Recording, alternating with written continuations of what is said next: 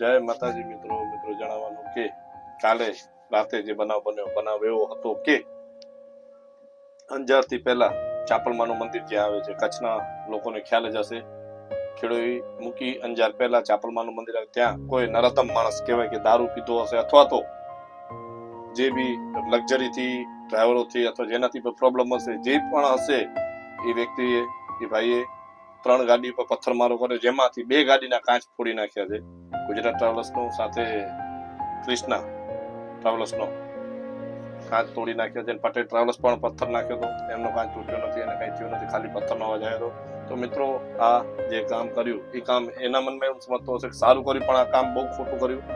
એક ગાડીમાં લેડીઝ સુતા હતા, જેમને પથ્થર નથી વાગ્યો, નથી કાચ વાગ્યા, પણ એ આખી રાત ઠંડીમાં બજાર હેરાન થતા ગયા છે. સાથે બીજી ગાડીમાં પણ એક ભાઈ હતા, એમનો પણ કાચ ફોડી નાખ્યો તો એ પણ આખી રાત હેરાન થયા છે. તો આવી રીતે જે આ વ્યક્તિએ કર્યું છે એ તદ્દન ખોટું કર્યું છે.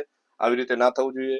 તો મિત્રો, આ વિડીયો આપ લોકો એટલો શેર કરો કે એ માણસ સુધી તો પહોંચે, સાથે એના ફ્રેન્ડ સર્કલમાં પણ હોય તો એ માણસે તમે વાત તો કરી જશે કે ભાઈ મેં આ ગાડી પર પથ્થરમારો કર્યો, તો એના મિત્રો સુધી પણ પહોંચે, જેથી કરીને એના મિત્રો સારા હોય તો એને કાન નીચે કહેવાય ને કે 2 ઠોકે.